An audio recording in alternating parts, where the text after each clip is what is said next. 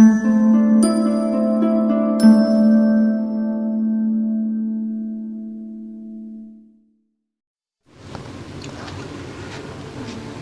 वक्तों में लोगों को बेवकूफ़ बनाकर माल बटोरने के लिए एक गिरोह हुआ करता था।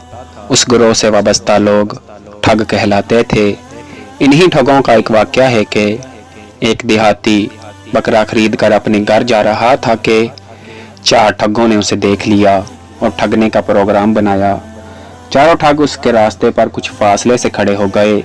वो देहाती कुछ आगे बढ़ा तो पहला ठग उससे आकर मिला और बोला, भाई ये कुत्ता कहाँ लेकर जा रहे हो? देहाती ने उसे घूर कर देखा और बोला, बेवकूफ़, तुझे नज़र नहीं आ रहा कि यह बकरा है, कुत्ता नहीं। देहाती कुछ और आगे बढ़ा तो दूसरा ठग टकराया। उसने कहा, यार ये कुत्ता तो बड़ा शानदार है, कितने का खरीदा? देहाती ने उसे भी झिड़क दिया। अब देहाती तेज कदमों से अपने घर की जानब बढ़ने लगा, मगर आगे तीसरा ठग ताक में बैठा था, जिसने प्रोग्राम के मुताबिक कहा, जनाब ये कुत्ता कहाँ से लिया? अब देहाती तशवीश में मुब्तला हो गया कि कहीं वाकई कुत्ता तो नहीं।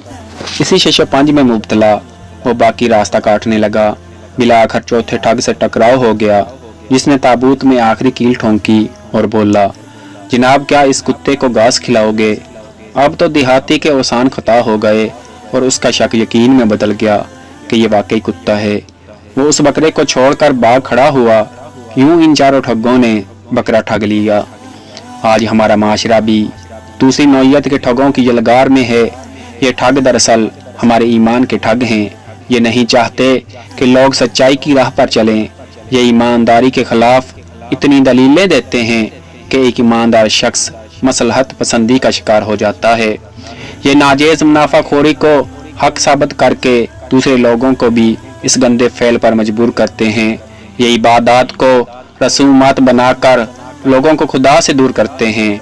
ये निकाह को जिना के मुतरादफ करार देकर खानदानी निज़ाम को ख़त्म करने के दर पे हैं। ये हवस को मोहब्बत का नाम देकर नौजवान नस्ल को गुमराह करते हैं।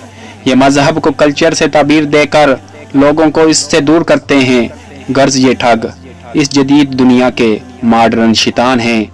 ये हमारे पास अपनी गंदी शक्ल में नहीं आते, बल्कि ये सूट बूट में मलबूस होकर हमारे हमदर्द बनकर ये सारी कार्रवाई करते हैं। अल्लाह ताला हमें ऐसे ठगों से बचाए।